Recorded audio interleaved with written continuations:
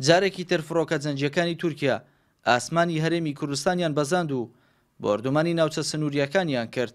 کاتژمێر 4 و 5 خولەکی سەر لە بەیانی فڕۆکەکانی تورکیا بۆردومانی گوندەکانی زارگەڵیان لە بناری قەندیل کرد.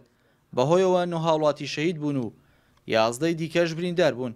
زیانێکی زۆری مادیش بەرخانووی هاوڵاتیان و ڕازوباخ و ئۆتۆمبیلی هاوڵاتیان و مزگەوت و خوێندنگای گوندی زارگەڵی کەوت. هاوکات بووە هۆی پچڕانی تەزووی کارەبا و تێکدانی بەشێکی زۆر لە ئاوی خواردنەوەی ماڵان. فڕۆکەکان نیو سەعات دوای لێدانەکە گەڕانەوە ئێمە ویسمان لە هانای بەهانای ئەو خەڵکە لێ قەوماوەوە بین. دایکەش ئایشە کە شەهید بوو لەگە چەند بریندارێک لە خێزانی مام قەدر کەڵێتەی لێرە لە گوندی زارگەڵی. ئێمە خەڵکی بۆ کریسکان هاتین بە فریایەنەوە. ئێمە گەیشتینە شوێنی ڕووداوەکە و دووبارە فڕۆکەکان هاتین و بێت تاخیر بوو نەکسە لیانداینەوە دووبارە لە ئەنجامی بردومانی دووەم کە ئێمە بەچاوەدی ئەو کات ڕووناک داهات بوو چەند شەهیدێکماندا. یەکێک لەو خانوانەی کە بەهۆی بردومانەوە زیانێکی زۆری مادی بەرکەوتووە و پێدەچێت ئەو هاوڵاتیانی لەو خانوەدا بوون لە شیرنی خەودا بوون چونکە تاوەکو ئێستا بەشێک لە پێخەفەکانیان لە شوێنی خۆی ماوە پێدەچێت لە شیرنی خەودا بن کاتێک فڕۆکە جەنگیەکانی تورکیا بردومانی ئەو ناوچیان کردەوە. لە یەکەم بردومانی فڕۆکە جەنگیەکانی تورکیا لە کاتژمێر 4 سەر لەبانیدا هاوڵاتیە گیان لە دەست دەدات.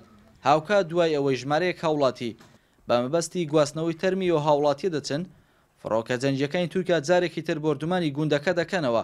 بەهۆیەوە ژمارەیەک هاوڵاتی دیکە شەهید و بریندار دەبن. قوربانیەکانی ژڕەوانەی نەخۆشخانەکانی سۆران کران.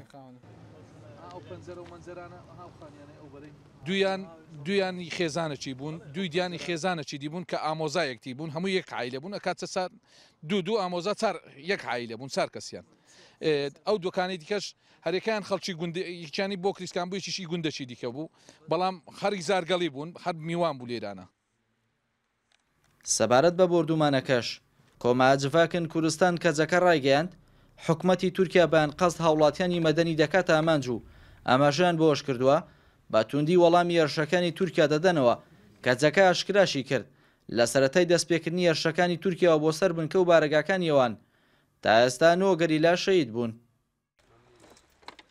ناو خەڵکی سیڤیل هاتیەکردن ئەوان قەتلیەمانەژی هەمی جار بسەبەبێک و هەبوونی پەکێکیان گێلەکانات نەکردن فقط لە ئەنجامدا هەدەفگرتنێکی گەلی کورد بە گشتی تێ هەیە.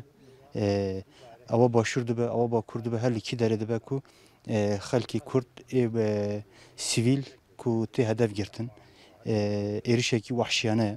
ئێمە دەبێژین و ئەو ئێریشانە ئێ بێ وەڵام نەمیرن. بردومانی فڕۆکە جەنگیەکانی تورکیا بۆ سەر ناوچە سنووریەکانی هەرێمی کوردستان لە کاتێکدایە لە ساڵی 2011 هەر بەهۆی بردومانی فڕۆکە جەنگیەکانی تورکیاوە لە بناری چیای قەندیل 7 هاوڵاتی کە ئەندامان یەک خێزان بوون شەهید بوون. هەنگاو مەحەمەدێن ئارتی، بناری قەندیل.